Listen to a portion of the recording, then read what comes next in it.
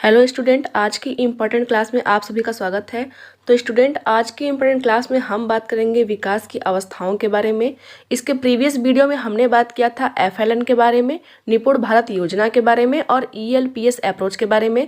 उसके बाद के वीडियो में हमने बात किया था ग्रोथ एंड डेवलपमेंट के बारे में और थियरी ऑफ डेवलपमेंट के बारे में, और कुछ छोटे मोटे हम लोग टॉपिक ने कवर किए थे हम लोगों ने। चलिए आज की वीडियो को शुरू करते हैं और देख लेते हैं बाल विकास की अवस्थाएं, स्टेजेस ऑफ डेवलपमेंट। देखिए, स्टेजेस ऑफ डेवलपमेंट में हम लोग पढ़ेंगे शैशवावस्था, पूर्व बाल्यावस्था और मध्य बाल्यावस्था। इसके बाद के वीडियो में हम लोग पढ़ेंगे एडोलसेंस के बारे में, क्योंकि केवीएस के सिलेबस में एडोलसेंस को अलग से दिया गया है पढ़ने के लिए, इसलिए हम लोग उसमें अलग से विस्तृत बात करेंगे। तो इसके नेक्स्ट वीडियो में हम लोग एडोलसेंस के बारे में बात करेंगे। चलिए आज की वीडियो हम लोग शुरू कर देते हैं और देख लेते हैं कि हमारी बाल विकास की अवस्थाएं कितनी होती है। देखिए, जो हमारी बाल विकास की अवस्थाएं होती है वो हम जानते हैं कि एक शैशवावस्था होता है, एक बाल्यावस्था होता है और एक किशोरावस्था होता है। लेकिन इसमें हम देखें पढ़ेंगे प्रसव पूर्व अवस्था, जिसको हम लोग बोलते हैं प्री नेटल स्टेज, जो कि 9 महीने से लेकर के 9 महीने तक का होता है, फिर 280 दिन का होता है। ये क्वेश्चन एग्जाम में पूछता है कि यह मतलब ये तो सभी जानते हैं कि ये 9 महीने का होता है, लेकिन ये 280 दिन का होता है, ये भी आप लोग जान लीजिए। तो जो प्रसव पूर्व अवस्था होती है वो 280 दिन की होती है। यह माता के गर्भाधान से शुरू होता है। जब माता के गर्भ में जब बेबी आता है तभी से यह शुरू हो जाता है और 9 महीने तक चलता है। देखिए, यह अवस्था काफ़ी इंपॉर्टेंट होती है, लेकिन हमारे एग्जाम में इससे क्वेश्चन नहीं पूछते हैं। बहुत अगर पूछेगा तो सिर्फ यही पूछेगा कि कितने दिन का ये होता है, कितने महीने का होता है। क्योंकि अगर ये एग्जाम में आपका प्रसव पूर्ण अवस्था पूछे तो काफ़ी ज़्यादा इंपॉर्टेंट चेंजेज होते हैं बच्चे के विकास में, बच्चे के बॉडी में, क्योंकि उस समय इसके न्यूरॉन्स डेवलप होते रहते हैं, माइंड का डेवलपमेंट होता है, बॉडी का डेवलपमेंट होता है। इसलिए काफ़ी अधिक चेंजेज हम यह कह सकते हैं, सबसे अधिक चेंजेज क्या होता है माता के गर्भ में ही होता है बच्चे के अंदर। तो ये हमारे लिए इम्पॉर्टेंट नहीं है, हमें सिर्फ इतना पढ़ना है कि यह 280 दिन का होता है और माता के गर्भाधान से शुरू होता है। आगे हम लोग देख लेते हैं शैशवावस्था के बारे में। देखिए, जो इन्फेंसी स्टेज होता है वो जन्म से 2 वर्ष का होता है। बहुत लोग इसको बोलते हैं 0 से 2 वर्ष, लेकिन हमें 0 से 2 वर्ष नहीं बोलना है, हमें ये बोलना है कि जन्म से 2 वर्ष तक की। इस अवस्था में क्या होता है, जो बच्चा होता है वो पूर्ण रूप से माता पिता के ऊपर निर्भर रहता है। वो उसको खाना खाना है, कुछ भी करना है, वो माता पिता के ऊपर निर्भर रहता है। और वो क्या करता है, जो भी उसके व्यवहार होते हैं वो बेसिक जो प्रवृत्तियाँ उसकी होती है उस पर निर्भर होते हैं, मूल प्रवृत्तियों पे। जैसे अगर उसको भूख लगी है तो वो रोने लगता है, और अगर मान लीजिए उसको आनंद का अनुभव हो रहा है तो वो हंसने लगता है। तो ये क्या होता है, मूल प्रवृत्तियों के आधार पे अपने व्यवहार को प्रदर्शित करता है।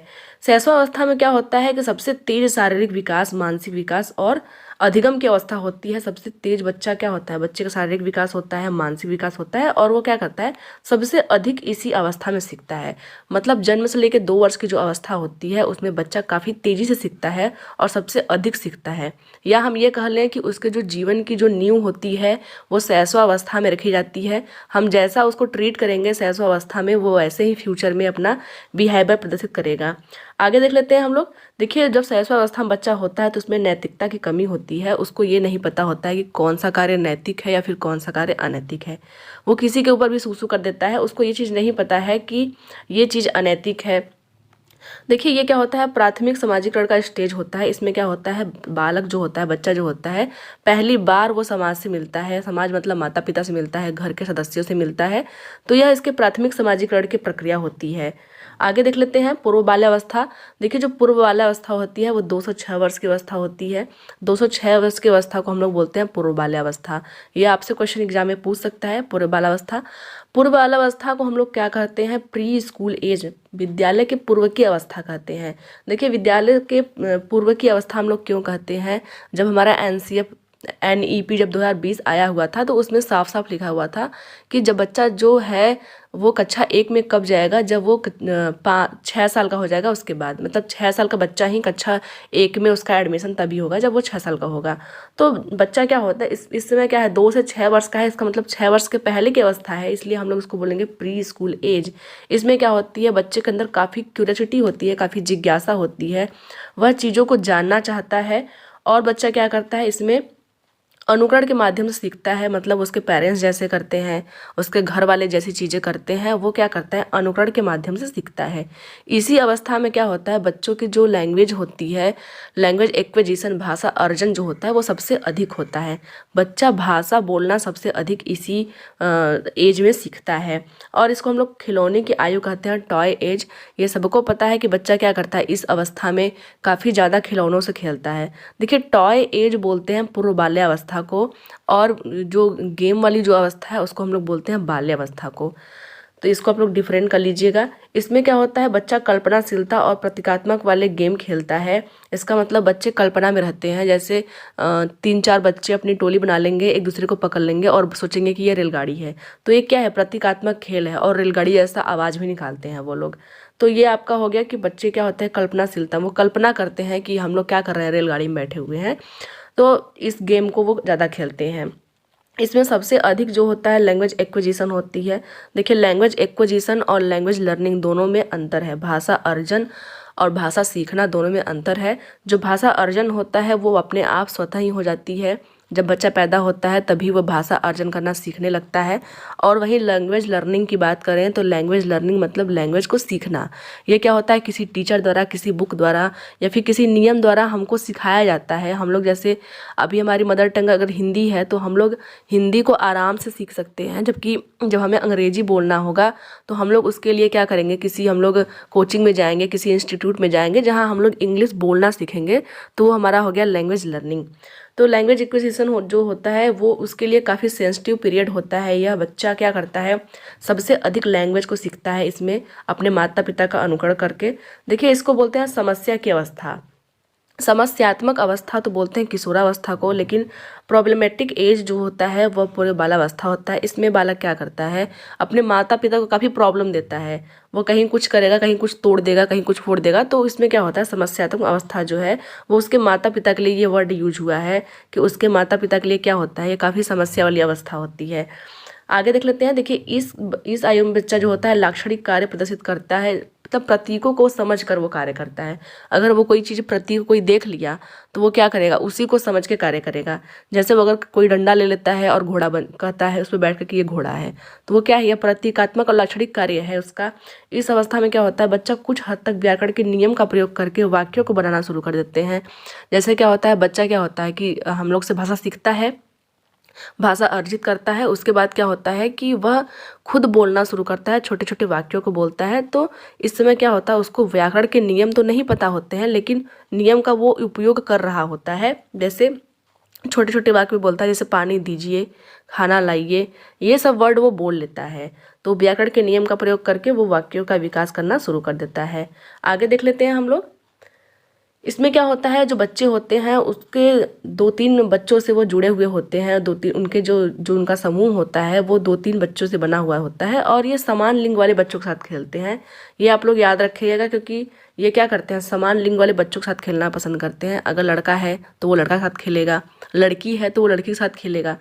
और क्या करते हैं ये लोग, पेड़ पे चढ़ना, कूदना, लांघना ऐसे खेलों में एक रुचि इनकी होती है। जैसे जब हम लोग छोटे थे, हम लोग पूर्व बाल्यावस्था में थे, तो हम लोग क्या करते थे, बहुत ज़्यादा एक्टिव थे। किसी चीज़ में चढ़ना, कूदना, बेड पर से नीचे कूदना या फिर पेड़ पे चढ़ना, तो ये सब हमारे अंदर जो थी वो जनरली चीज़ें होती थी। वो क्या करते हैं, इसी चीज़ को प्रदर्शित करते हैं। उनकी जो बौद्धिक क्षमता होती है उसका सबसे अधिक विकास होता है, और वो किसी चीज़ के बारे में धारणा बनाने लगते हैं। जैसे अगर उनको कोई मार रहा है, 1-2 बार अगर उनको कोई मारा तो वो धारणा बना लेते हैं कि ये इंसान आएगा तो वो मुझे मारेगा। और अगर मान लीजिए कोई इंसान उनको 1-2 बार चॉकलेट दे दिया तो उनको ये उम्मीद रहती है, ये धारणा उनके अंदर बन जाती है कि अब ये इंसान आएगा तो मेरे लिए चॉकलेट लेके आएगा। तो क्या करते हैं, ये इनका जो है बौद्धिक विकास काफ़ी अच्छा होता है इस पीरियड में, और ये धारणा बनाने लगते हैं, कंसेप्शन बनाने लगते हैं कि ये ऐसे इंसान जो है वो ऐसे काम करता है।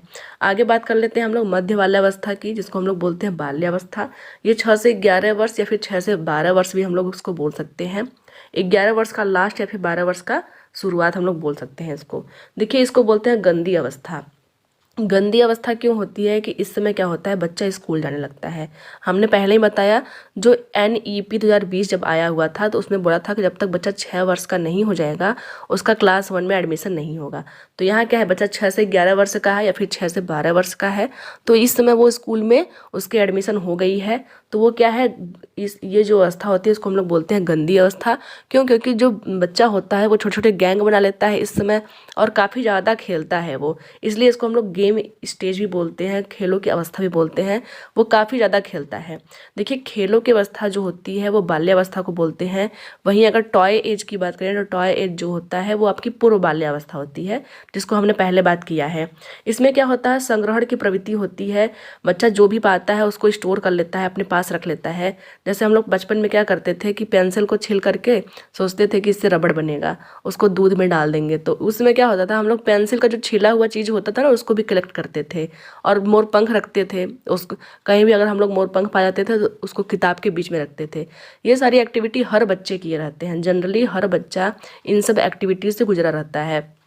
वहीं अगर हम लोग बात करें तो हमारे पास कई कार्ड्स होते थे, भगवान जी के फ़ोटो होते थे, उसको भी हम लोग रखते थे। तो इसमें क्या होता है, मध्य वाले अवस्था में बच्चों की स्टोरेज की जो क्षमता होती है, जो प्रवृत्ति होती है, वो काफ़ी ज़्यादा होती है।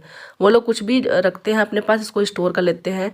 जैसे जो लड़के होते हैं वो अधिकतर कंचे स्टोर करके रखते थे, जो गोलियाँ होती थी इसको खेलने के लिए, तो इन लोग स्टोर करके रखते हैं। इसमें क्या होती है, आत्मनिर्भरता आ जाती है, मैच्योरिटी आ जाती है। देखिए, आत्मनिर्भरता कैसे आ जाती है, क्योंकि ये स्कूल में जाते हैं तो क्या करते हैं, खुद से ड्रेस पहनना, खुद से अपने जूते पहनना, तो ये कुछ हद तक सेल्फ इंडिपेंडेंट हो जाते हैं और इनके अंदर मैच्योरिटी आती है। देखिए, मैच्योरिटी आती तो नहीं है लेकिन ये शो करते हैं कि हमारे अंदर मैच्योरिटी आ चुकी है। जो इनकी मैच्योरिटी होती है वो स्यूडो मैच्योरिटी होती है, इसका मतलब है मिथ्या मैच्योरिटी होती है।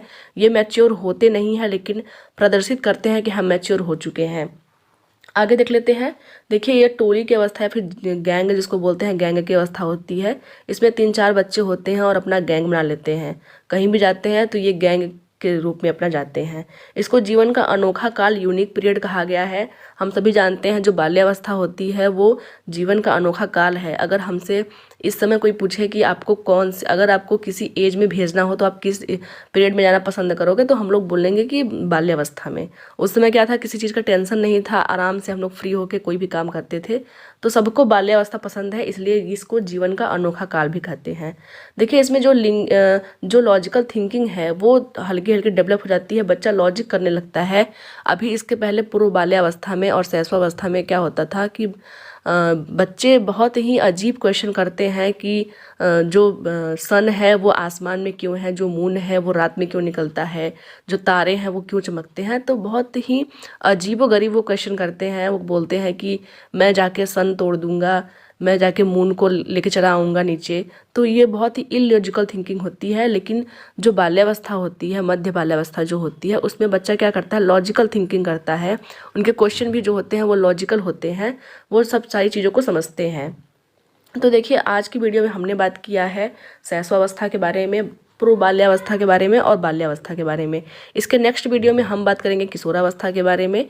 किशोरावस्था आपके टॉपिक में अलग से दिया गया है, आपके सिलेबस में अलग से दिया गया है, इसलिए हम लोग किशोरावस्था को अलग से डिस्क्राइब करेंगे, काफ़ी अच्छे ढंग से पढ़ेंगे और एडवांस लेवल में पढ़ेंगे। क्योंकि जो आपका बाल्यावस्था और किशोरावस्था ये सारी चीज़ें हैं, आप लोगों ने इसको सीटेट में पढ़ा हुआ है, लेकिन जो आपका KVS है उसमें एडवांस लेवल में आपको पढ़ना है। तो इसलिए हम लोग नेक्स्ट वीडियो में किशोरावस्था के बारे में बात करेंगे।